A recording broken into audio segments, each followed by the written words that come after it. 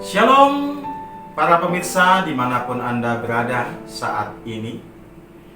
Kita tahu dalam momen Natal kita mau menyambut kelahiran Yesus Kristus. Bersama kami Pendeta Rebecca Hutasoid dan saya sendiri Pendeta Rudi Nababan.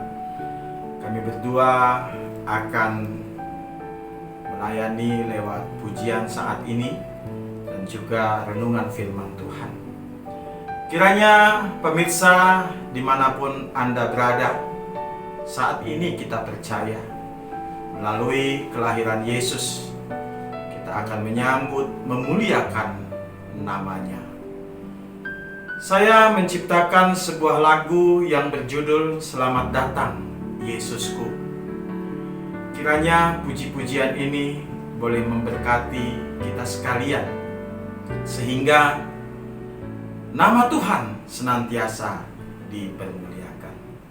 Selamat menyaksikan dan selamat mendengarkan.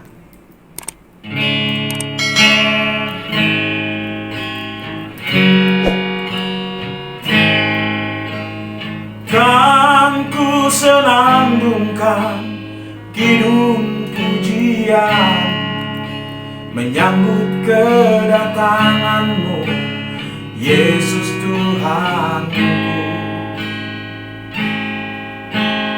Ku bersuka cita dan ku bersyukur karena Kau datang menebus dosaku.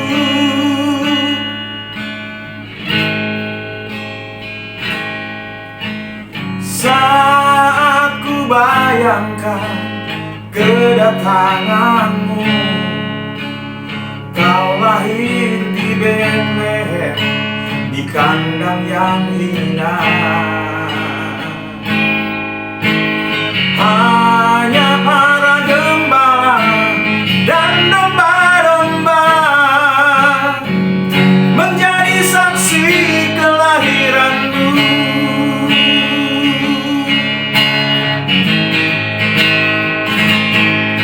Selamat datang padamu ya Tuhan,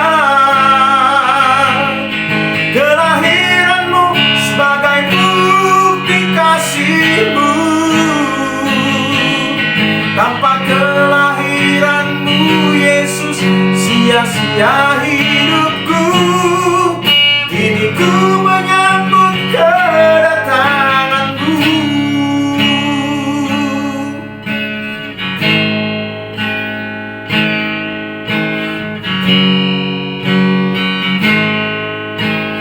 Saat ku bayangkan kedatangan-Mu, Kau lahir di Betlehem, di kandang yang indah.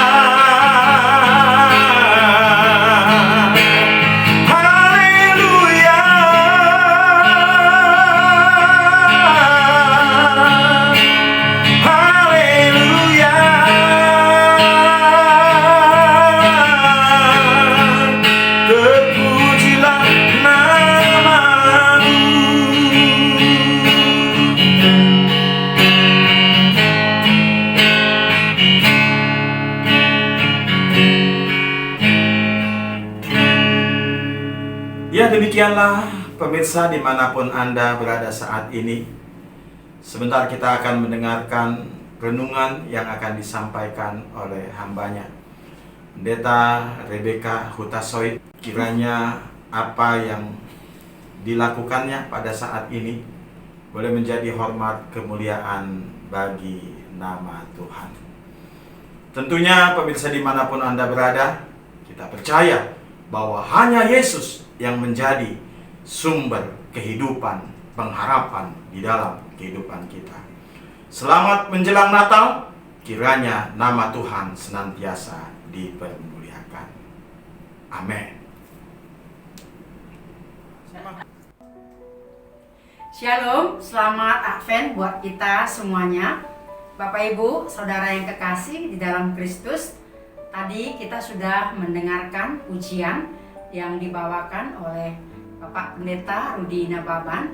Kiranya pujian itu menjadi kemuliaan bagi nama Tuhan dan menjadi berkat bagi kita semuanya. Dan sekarang saya akan menyampaikan firman Tuhan sebagai pembelajaran bagi kita pada saat ini, yang diambil dari kitab Mazmur pasal 85 ayat 9 sampai dengan 14. Demikian. Aku mau mendengar apa yang hendak difirmankan Allah Tuhan.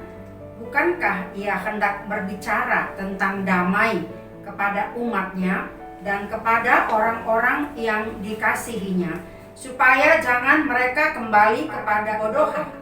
Sesungguhnya keselamatan daripadanya dekat pada orang-orang yang takut akan Dia, sehingga kemuliaan diam di negeri kita.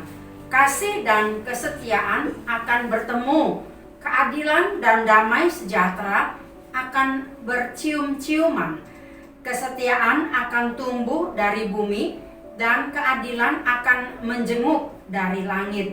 Bahkan Tuhan akan memberikan kebaikan dan negeri kita akan memberi hasilnya. Keadilan akan berjalan di hadapannya dan akan membuat jejak kakinya menjadi jalan. Demikian firman Tuhan. Bapak Ibu, Saudara yang kekasih, topik kita adalah keselamatan dari Tuhan sudah dekat. Di Advent pertama, kita mengharapkan kedatangan Raja Kemuliaan sebagai pencipta dan sebagai pahlawan perang atau gibor, yang kehadirannya digambarkan pada tabut perjanjian Allah yang akan masuk melalui pintu-pintu gerbang, di mana orang-orang yang menyambutnya harus hidup bersih. Orang yang hidup bersih adalah orang yang berkenan, yaitu orang-orang yang menjauhkan dirinya dari berhala-berhala, yang tidak pergi ke dukun-dukun, yang tidak pelaku sihir, yang tidak terlibat dalam guna-guna ataupun yang mengandalkan roh-roh gaib. Orang yang bersih adalah orang yang tidak menaruh imannya atau masa depannya pada kuasa dunia ini yang penuh dengan kuasa kegelapan. Orang yang tidak bersekongkol dengan penipu, yang tidak mau bersumpah palsu. Orang yang bersih adalah orang yang tidak mau kompromi dengan dosa yang mengakibatkan kena hukuman. Orang yang bersih adalah orang yang tidak menumpahkan darah orang yang tidak bersalah. Dan masih banyak lagi tindakan yang tidak berkenan di hadapan Raja Agung itu yang harus dijauhkan oleh kita sendiri. Itulah orang-orang yang diberkati, orang-orang yang layak untuk menyambut kedatangan Raja Kemuliaan itu. Sekarang pada Advent kedua ini kita diingatkan bahwa betapa luar biasa kasih Tuhan Allah akan umatnya yang menyelamatkan mereka dari pembuangan Babel. Dan topik kita pada minggu ini yaitu keselamatan dari Tuhan sudah dekat. Saudara yang kekasih di dalam Kristus, bicara tentang keselamatan di dunia ini, manusia tidaklah mampu mendapatkan menyelamatkannya. Sekalipun mereka berusaha mencari keselamatan dengan turun lereng gunung ataupun ke dasar laut sekalipun, atau pergi naik ke gunung hingga sampai ke langit yang ketujuh, tidaklah akan menemukannya. Pasti semuanya akan sia-sia. Mereka yang mencari keselamatan itu sia-sia dan akhirnya jatuh kepada keberhalaan. Karena Allah yang dicari tidaklah semudah yang dipikirkan oleh manusia. Allah sangat transenden, jauh sekali, tidak mungkin digapai oleh manusia. Sekalipun manusia melakukan dengan amal perbuatan baik yang banyak, hal itu adalah mustahil untuk menemukan sebuah keselamatan. Selamat dari mana? Pasti mau selamat dari ancaman api, neraka jahanam. Keselamatan dapat terrealisasi hanya dimungkinkan dari pihak Allah saja. Hanya Allah saja sebagai inisiator yang harus datang kepada manusia memberikan keselamatan itu. Allah harus turun ke dunia untuk menyelamatkan manusia dari dosa manusia itu. Allah harus menjadi manusia, yaitu Yesus Kristus yang sudah dinubuatkan dan sudah lahir di kandang domba Bethlehem, dan dia mati di kayu salib untuk menyelamatkan manusia dari dosa, menyelamatkan saya dari dosa, menyelamatkan saudara dari dosa. Bapak, Ibu, Saudara yang kekasih dalam Kristus, di dalam perikop ini judul dari Alkitab kita adalah doa mohon Israel dipulihkan, yaitu dari Mazmur ini dari Bani Korah. Pada waktu bangsa Israel sudah pulang dari pembuangan Babel, mereka melihat Yerusalem masih porak-poranda dan ekonomi masih sangat sulit. Mereka masih dalam keadaan malu karena dampak hukuman dari Allah, di mana 70 tahun masa penghukuman itu, namun kasih Allah yang menyelamatkan mereka telah digenapi. Mereka akan kembali ke tanah airnya, yakni Yerusalem. Keselamatan yang dilakukan oleh Allah pertama-tama adalah mengampuni dosa-dosa umat itu secara utuh dan total. Maka sejalan dengan itu, berkat-berkat Tuhan akan nyata atas mereka melalui hak-hak mereka atas tanah yang akan dipulihkan. Dan sekarang waktunya mereka diperbaharui, dipulihkan dari akibat dosa-dosa mereka yang menunjukkan sebagai karya Allah terbesar bagi mereka yang telah memulihkan kehidupan mereka. Dulu kota yang mereka tinggalkan sudah menjadi puing-puing dan tanah-tanah itu menjadi sangat gersang, tetapi akan kembali subur seperti semula agar tanah itu bisa menghasilkan. Dan yang jelasnya ekonomi saat itu sangatlah tidak mendukung kehidupan mereka, lumpuh total. Itulah yang kini mereka gumuli dalam doa di hadapan kasih setia Tuhan agar mereka dipulihkan. Melalui pengampunan Tuhan ini, mereka dikuatkan untuk membangun kembali apa yang sudah hancur, untuk dapat ditempati, tanah mereka dapat diolah kembali agar masa depan mereka gilang gemilang. Kembalinya bangsa Israel ke tanah airnya Yerusalem itu adalah mengembalikan kehormatan mereka sebagai umat Allah, umat pilihan Allah. Maka shalom, damai sejahtera dan sukacita sedang terjadi di sini, sedang membentuk kehidupan yang baru kembali bersama kasih Tuhan yang menyelamatkan mereka. Keselamatan dan shalom itu sangat berdampak pada ketenangan jiwa mereka dan kembali membentuk kualitas hidup mereka secara rohani dan juga jasmani. Kasih Allah yang menyelamatkan dan memulihkan itu serta mendamaikan hatinya kepada umat itu hanya datang dari pihak Allah saja. Pemulihan merupakan salah satu kebutuhan dan kerinduan terpenting dalam kehidupan manusia. Setiap saat manusia memerlukan pemulihan dan masih banyak lagi. Namun ada satu pemulihan yang dapat mendatangkan sukacita dalam kehidupan kita, yaitu pemulihan hubungan dengan Allah. Saudara, Bapak Ibu yang kekasih, pemulihan kondisi seperti apa yang paling Anda rindukan saat ini di hadapan Tuhan? Tidak ada yang salah jika kita mengharapkan akan segera berlalunya pandemi COVID-19 ini ya. Disembuhkan dari sakit penyakit, apalagi dari virus corona. Dipulihkan dari kondisi keuangan yang sulit, di mana ada banyak orang-orang yang di-PHK-kan. Pemulihan keutuhan rumah tangga dan hubungan yang baik kepada sesama. Pemulihan bangkit kembali dari keterpurukan ekonomi, dari usaha dan kerja kita, dan masih banyak lagi pergumulan yang kita hadapi. Namun, jangan sampai kondisi di atas membuat kita lupa pada prinsip kebenaran yang lebih penting, yaitu kondisi keberdosaan kita.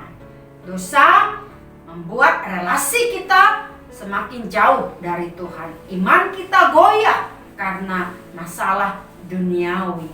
Sukacita terbesar kita adalah ketika mengalami pemulihan dari Tuhan, karena Ia yang memampukan kita menghadapi berbagai masalah dalam hidup ini. Demikian, bangsa Israel merindukan dan mengharapkan keselamatan dan pemulihan Allah. Situasi ini juga bisa terjadi dalam kehidupan kita ya. Dulu mungkin hidup kita dalam keberdosaan, dalam keterpurukan, miskin dan merana. Namun sekarang Tuhan sudah memulihkan kita. Seperti yang terjadi pada bangsa Israel, demikian juga akan terjadi dalam kehidupan kita saat ini. Ada amin? Pasti ada amin ya. Bapak Ibu, Saudara yang kekasih di dalam Tuhan, di dalam renungan kita dari ayat 9 sampai dengan 14, ada beberapa hal yang perlu kita perhatikan. Apa yang dikehendaki oleh Allah agar doa permohonan mereka terrealisasi? Demikian juga dengan doa-doa kita. Yang pertama adalah komitmen. Komitmen untuk apa? Untuk mau mendengar yang hendak difirmankan Allah. Tuhan mau membicarakan tentang damai, tentang umatnya kepada orang-orang yang dikasihinya, supaya jangan mereka kembali kepada kebodohannya. Apa itu kebodohan? Kebodohan mereka adalah mengandalkan kekuatan bangsa lain. Kebodohan mereka adalah mau menyembah berhala-berhala, yang mau menyembah patung-patung, yang bertindak tidak adil kepada kaum lemah, yang melakukan suap terhadap ketidakadilan, dan masih banyak lagi hal-hal kebodohan, yaitu keberdosaan mereka di hadapan Allah dan di hadapan sesama. Yang kedua, orang yang takut akan Tuhan. Kepada orang yang takut akan Tuhanlah dekat dan ada keselamatan. Takut akan Tuhan adalah tindakan yang mendatangkan shalom bagi dirinya, bagi keluarganya, bagi lingkungannya, dan bagi negerinya di mana dia hidup dan tinggal.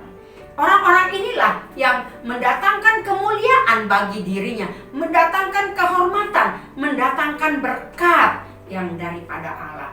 Ketika seorang setia beriman kepada Tuhannya, maka akan mengalir dan terbentuk keharmonisan, kemesraan, dan kelanggengan bagi suami istri, demikian kepada Tuhan dengan setiap pribadi penuh bahagia dan sukacita. Orang takut akan Tuhan akan menciptakan kasih dan kesetiaan serta keadilan. Artinya adalah tidak bisa dipisahkan satu dengan yang lain. Ketika kita melakukan kasih kepada sesama, akan memberikan dampak sukacita. Dalam ayat 11 sampai dengan ayat 12 dan seterusnya, kasih dan kesetiaan akan bertemu. Keadilan dan damai sejahtera akan bercium-ciuman. Artinya adalah bahwa dalam kesetiaan akan tumbuh dari bumi dan keadilan akan menjenguk dari langit. Hal ini akan menunjukkan suatu kekuatan yang penuh, yang menciptakan hidup yang bersosial, yang saling mendukung, saling melengkapi, dan saling membangun. Jika kesetiaan tumbuh dari hati manusia, yaitu tanah yang baik bagi kesetiaan untuk bisa tumbuh subur, maka keadilan, yaitu kasih Allah, akan turun dari sorga seperti matahari yang menyinari dunia ketika menyebarkan pengaruhnya atas hasil bumi dan memelihara pertumbuhannya. Bahkan Tuhan akan memberikan kebaikan dan negeri kita akan memberi hasilnya. Artinya adalah bahwa keadaan dipulihkan dan akan menjadi berkat kembali kepada lingkungan, bahkan dunia. Disinilah rakyat dan pemerintahan akan diperbaharui oleh Tuhan bersama-sama, saling mendukung, saling menopang, saling memberikan sumbangsi, memajukan dan melengkapi. Pemerintah akan diberikan kuasa dan kewibawaan dari Allah, dan rakyatnya pun akan menghormati dan taat melakukan kebijakan dan peraturan pemerintah di dalam negeri itu. Jadi baik penguasa maupun rakyat akan murah hati dan saling setia, adil, dan cinta damai. Dan semua itu dapat tercipta jika satu tujuan, yaitu menciptakan yang berkeadilan dan akan menghasilkan sesuatu yang baik, seperti hujan yang turun dari langit dan tanah-tanah akan menghasilkan sesuatu yang baik. Luar biasa ya, kebaikan Tuhan yang memulihkan negeri, memulihkan tanah, memulihkan kehidupan pribadi lepas pribadi, memulihkan secara total kehidupan bangsa itu.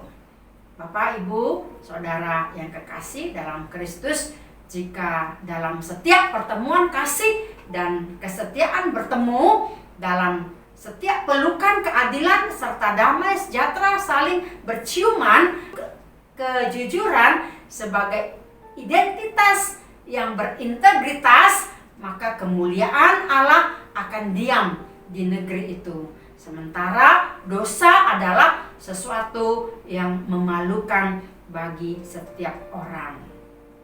Maka dunia akan melihat tangan Tuhan yang berkarya, yang menyelamatkan dan memulihkan serta memberikan masa depan yang baru bagi umat itu. Disinilah penggenapannya bahwa Kristus sebagai pengantara mempersatukan langit dan bumi kembali utuh yang tadinya berseteru karena dosa. Melalui Yesus, kesetiaan akan tumbuh dari bumi, kesetiaan yang berkenan di hadapan Allah dan di dalam batin kita, dan setelah itu keadilan akan menjenguk dari langit. Karena Allah itu benar dan juga membenarkan orang-orang yang percaya kepadanya melalui Kristus. Bapak, Ibu, Saudara yang kekasih dalam Kristus, inilah juga menunjukkan dalam kerajaan Mesias, yaitu sebuah anugerah yang akan hadir dan akan tumbuh dengan subur, akan berjaya dan memerintah atas bumi ini. Apa yang menjadi manfaatnya bagi kita firman ini yang kita pelajari ini di Minggu Advent kedua ini? Pertama, dengaranlah akan firman Allah. Mintalah petunjuk Allah di setiap pergumulan hidupmu dalam hidup kita, bahwa Tuhan pasti dan mau memulihkan keadaan kita apapun yang tengah kita hadapi. Pasti banyak ATM kita ya. ATM ini apa ini? Bukan yang digesek keluar uangnya, tetapi adalah singkatan dari ancaman, tantangan, dan masalah yang tengah kita hadapi. Apalagi di pandemi COVID-19 ini. Ya, anak-anak kita bermasalah, studi anak-anak kita yang belum selesai, anak-anak kita yang sudah berumur, belum berkeluarga, mereka sudah menggondol kesarjanaan tetapi belum mendapatkan pekerjaan. Anak-anak kita yang berantakan alias di ujung perceraian, dan masih ada lagi di sana sini pergumulan kita yang setiap hari kita permasalahkan. Ketiga, jangan kita pelihara kebodohan kita, yakni melakukan dosa-dosa yang sama yang membuat kita semakin terpuruk dan menjauh dari hadapan Allah. Walaupun Yesus sudah menebus dosa-dosa kita, akan tetapi kita harus tetap berlaku hidup di dalam kekudusan yang daripadanya dan menjauhi segala dosa dengan pertolongan Roh Kudus, maka hidup kita akan diberkati. Mari kita ciptakan damai Tuhan di dalam hidup kita. Walau saat ini kita menghadapi teror, ancaman bagi negeri kita ini dan orang-orang yang percaya kepada Kristus, kita tetap mendoakan mereka agar Tuhan membuka hati mereka untuk menerima Kristus, supaya hati mereka mau bertobat dan percaya kepada Kristus. Ada amin? Itu yang kita doakan. Mari kita tetap berjalan dalam keadilan Allah, berjalan dalam jalan-jalannya, dalam ketaatan dan takut akan Tuhan. Bapak Ibu, Saudara yang kekasih, perjalanan iman dalam kehidupan orang Kristen adalah seperti perjalanan seorang musafir. Sekalipun keselamatan yang diberikan oleh Yesus Tuhan itu adalah pemberian cuma-cuma, sola gratia, tetapi harus dibayar dengan harga, yakni berjuang melawan pengaruh kuasa iblis yang akan menggagalkan kita masuk Yerusalem baru. Tetapi bersama kasih Tuhan kita akan memasuki Yerusalem yang baru. Keselamatan ialah perjuangan dan bukan undian, atau juga berusaha sebanyak-banyaknya melakukan amal tidaklah cukup untuk menerima keselamatan. Tidak ada kata kebetulan untuk masuk dalam kerajaan Allah. Masuk atau tidaknya seseorang dalam kerajaan Allah itu ditentukan oleh iman orang itu kepada Kristus. Orang tua tidak dapat menyelamatkanmu. Gereja pun tidak dapat menyelamatkanmu. Pacarmu pun tidak dapat mampu menyelamatkanmu. Yang mampu menyelamatkanmu ialah Tuhan Yesus. Amin? Ada amin. Beriman kepada Kristus adalah Tuhan dan Juru Selamat. Itulah satu-satunya jalan masuk untuk menerima keselamatan dan kehidupan yang kekal. Maka bertobatlah, mintalah pengampunan Allah di dalam Yesus Kristus, seperti yang dikatakan oleh Martin Luther pernah berkata seperti ini. Dan bagi saya itu pun sesuatu yang benar. Orang hanya dapat mengalami manisnya dan indahnya anugerah pengampunan Tuhan kalau ia menyadari betapa tidak berdayanya ia melawan dosa, dan betapa celakanya bila dosa itu tetap menguasai hidupnya. Hanya ketika kita merasakan betapa perlu kita ditolong oleh Kristus, kita akan merasakan indahnya pertolongan itu. Maka pasti hidup kita akan dipulihkan. Maka marilah kita memaknai Advent ini bahwa Allah sudah mencarimu dan menemuimu dan memberikan keselamatan yang daripadanya, agar kita memiliki kehidupan yang kekal. Oleh karena itu, biarlah firman-Nya menjadi pegangan hidup kita, dan carilah kebenaran Tuhan agar kita menjadi berkat bagi sesama dalam kehidupan kita. Selamat Advent, Tuhan Yesus memberkati. Shalom. Baik pemirsa, demikianlah renungan yang telah kita dengar bersama, dan juga puji-pujian yang kami sampaikan pada hari ini. Kiranya di Advent yang kedua ini, nama Tuhan senantiasa dipermuliakan. Selamat Advent, Tuhan Yesus memberkati.